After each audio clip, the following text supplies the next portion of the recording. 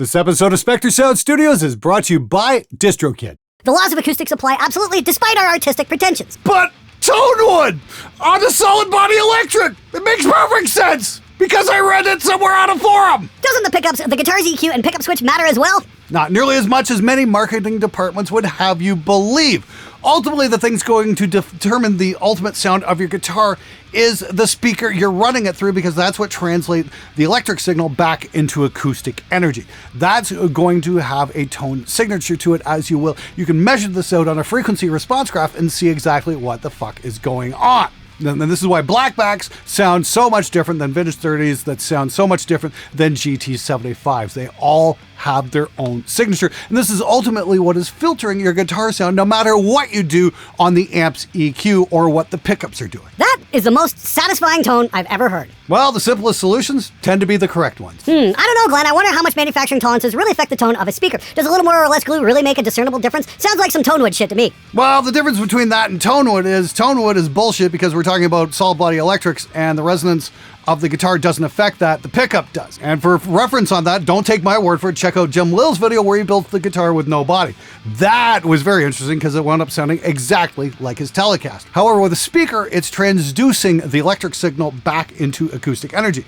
And much like different woods on an acoustic guitar will make a difference in sound, the way how a speaker is constructed will also have a difference in sound as well. Johan Segborn's got a really interesting video where he takes a piece of sandpaper to a new greenback and it totally changes the tone. It kind of rolls off the top end a little bit. So yes, a little more glue buildup, that kind of thing is going to have a massive difference. I'm going to be doing an experimental video in the next week or two. I don't know if it's going to have aired by now, but I'm going to take one of my crappy sounding vintage 30s and I'm going to try doing a couple mods to it where we sand it down and maybe take off the dust cap and see how much of a difference that makes. There's definitely one you're going to want to check out. Spoken like a true engineer, lol. Not spoken as an experienced guitar player. Well, you are absolutely right there, Tyler, because if I was speaking as an experienced guitar player, I'd be wondering why the Tonewood isn't giving me the sound I'm after. I'd be going on and on about tubes and then saying stupid shit like, oh, 90% of the tone's in the hands, because I've trying to make up excuses for the reason I can't find the sound I'm looking for, instead of looking at the thing that actually makes the fucking sound. Here's the hilarious part. I've been doing some research into some other guitar tones, and I've been combing some of the forums, and I think I'm going to be doing a new series. It's going to be called Stupid Guitar Player Texts, when we take a look at some of the arguments being made from some of these guys who are trying to explain how certain tones have been made, and it's just the most bullshit nonsense ever. And of course, none of it is backed up by any kind of example. Truly stunning stuff, how much disinformation is out there. Hey guys, real quick, this episode of Spectre Sound Studios has once again been sponsored by Distrokid, my favorite online music distribution service, and I've been using it trouble-free since 2015. It is the place to get your music online to all the major streaming sites like Apple Music, Amazon, Google Play, and Spotify, plus over 150 smaller online music retailers as well. It costs a whopping $20 a year, and you keep 100% of your earnings. Distrokid also has tons of cool features, like getting your project more followers on Spotify with Hyperfollow, or change your image on Apple Music and iTunes, plus adding credits and liner notes to stores and streaming service. You can list musicians, contact info, social media profiles, and hundreds of other roles.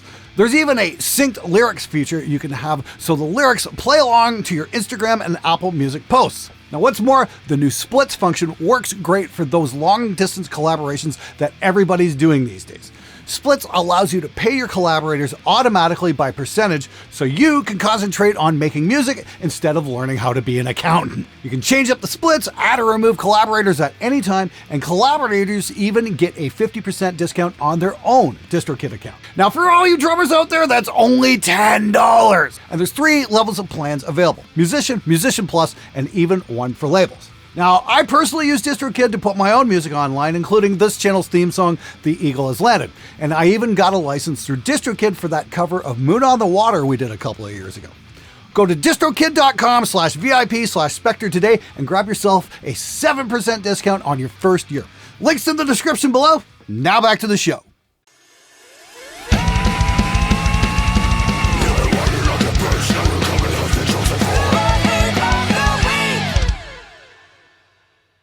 that doesn't make a difference, but apparently Tone Pulp does? Lol, we need a greenback paper shootout, and don't forget the Tone Glue next. Wow, the denial with these guys is just fucking unbelievable. Once again, solid body electric, the wood does not matter. It's the part that's turning it into acoustic energy. That's the part that matters, you stupid fuck! Wood on an acoustic guitar is going to matter. You build drums out of different woods. Yes, you're going to get different sounds. Those are acoustic instruments! A speaker turns the electric signal into acoustic energy. So yes, the type of paper that the cone is being made from is going to affect your sound. Am I saying this clearly enough? Am I getting through to you? Do you understand? I really do have to get some fucking crayons for some people because apparently this shit's just too much to fucking handle. The reason all 4 speakers sound different in a 4x12 cab is because they're all in series/parallel. A speaker voice kill is an inductor, hence the low-pass filter. If you mic all 4 speakers and rearrange them in the position of the series parallel circuit, what makes them sound different, not the speakers themselves. Just keep your stick on the ice. Where they are in a series parallel circuit makes them sound different. Are you fucking sure about this? Do you have anything at all to back up that claim? This is one thing I hate about the internet is people can make these insane claims and not provide any fucking evidence whatsoever to fucking back that up. I did the fucking work. I can show you how 4 different speakers are going to sound differently in a fucking cabinet. Where's your example, Uncle Bob? I'm not seeing anything here. You've got nothing but your dick in your hand, dude. Seriously, you know what? I'm going to have to make that video just to fucking prove a point that speakers do sound differently no matter how you fucking wire them up because of manufacturing tolerances. Fuck's sakes! Look, dude, I know you're not a guitarist and this is not the point of your channel and videos, but it's so painfully awkward to hear you playing that guitar. Man, if that makes you awkward, dude, you never want to see a video of childbirth then. You absolutely nailed that Van Halen riff. I had to double check to see if you really were playing and then not, in fact, illegally streaming the song on YouTube or something like that. The insane thing was it took me all of 20 minutes to dial that tone in. Once I started playing the speaker, I'm like, this sounds kind of familiar. Let's pull up a reference track and see what we can do. Yeah, we got about 90% of the way there on the tone, maybe a little bit more. It all really comes down to the signature that the speaker has. Now, if somebody has something that proves otherwise, other than, oh, I read something on a forum somewhere, I'd love to be pointed at that video. So far, that hasn't happened. How dare you get an awesome Van Halen tone without spending hours arguing about what tubes to use. On a serious note, though, very awesome video. Even though you didn't say it was spot on, it's good enough to fool my ears, and honestly, I like this more modernized sound quite a bit. Overall, a definite sick tone that is achieved today, even though I certainly am not one to hold the capability of having high standards in terms of mixing and tone quality myself, as I'd be a hypocrite given the lack of mixing on my own stuff, but I can definitely still appreciate a good tone when I hear one. Well, thanks very much. I do appreciate that. I'm glad somebody got what I was after. Once again, the key to your tone isn't all the other bullshit that, people go on endlessly about in the forums. It all really comes down to the speaker. So if you want a certain fucking tone from a certain record, find out what speakers they were using. Chances are it's going to get you way further along than anything else. That is the tone. Holy crap. Yeah, that one kind of surprised me as well. Happy accidents are the best ones. I'm so glad you found what I'd call a perfect tone. I could play using that tone for the rest of my life. I've been getting pretty lucky in here as of late. I found the vintage 77 blackbacks. Those sound absolutely amazing. The brand new 2022 vintage 30s from Celestion sound absolutely great too. I got those in my Engel cab. Phenomenal speakers. And then I've got the Hesu Demon cabs. And it's like, damn, I'm really happy with the sounds I've been getting lately. And it's like, damn, I've got a great palette to work from now. Now I got to start maybe doing a video where we combine the vintage 30s and the 77 blackbacks and see what kind of tones we can get when we start stacking tracks together. That might be really cool. That not Van Halen playing was not accurate whatsoever to every sound I ever listened to. So much! Yeah, you know what? You're right, Muhammad. Didn't sound anything like the Van Halen stuff. Sounds like somebody might have fallen for the new tubes and tonewood argument. Hey Glenn, I worked in a music store here for like 16 years and we heard all sorts of information, not only from reps, but from customers as well. One thing I was told a number of times from quite a few people from different walks of life is that at a certain point in the 90s, the company that made all the major speaker manufacturers got their pulp from shutdown, and that's why speakers that predate this year, no consistency in that year from the stories I heard, tend to sound better. Are you or anyone else ever heard about that? It's just this crazy thing floating around the Seattle music scene. Haha. I don't know. I have no information to verify that statement whatsoever. Is it possible? Sure, it might be possible. Is it true? Not without any evidence, it's not, unless somebody can fucking say, hey, here's what happened to Celestion in such and such year, and they changed suppliers, and that can be verified by the company. I'm going to call bullshit on that. Did speakers change in the mid-2000s? Yes, but that's because Celestion moved a lot of their manufacturing over to China, and by their own admission, their manufacturing capability was not up to spec, and their quality control was not up to spec, and they've only recently really made some major improvements over there, and the new 22 VC382 vintage 30s are evidence of that. And if you want to hear what that's all about, grab the free IR in the download section below. Haters. Glenn can't play guitar. How could he expect him to review them if he's a shitty player? Me. Damn. I wish I had those chops. Thanks, Christopher. Really appreciate it, man. Hey, here's the thing. You can sit around and bitch or you can do something about it. In my case, I decided to practice a lot. If you're struggling with your guitar playing, hey, I'd suggest that too. Practice a lot. Every day. Having watched quite a few of your videos now, I'm beginning to suspect it might in fact be the speaker that's the most important. The hilarious part about all of that is when you actually tell guitar players that, they tend to act like you pissed on their god for some reason. Your speaker is the last chance you have for a great tone. I learned from an engineer from a magnet wire company in Fort Wayne, Indiana, that the old Celestion used insulator enamel made from a tree in the Congo years ago that today is not available due to regulating laws. So the actual sound will never be had again on Earth. The best we have is called polyimide, high temp and lightweight. Still not the same as the original. The exact magnet gap is also a factor. This gap is different from year to year. Close but never exact. Another reason for variation in sound reproduction. I suspect that some guitar players will spend their entire lives in search of that sound and will eventually settle, or never quit the search and go crazy, which explains a lot.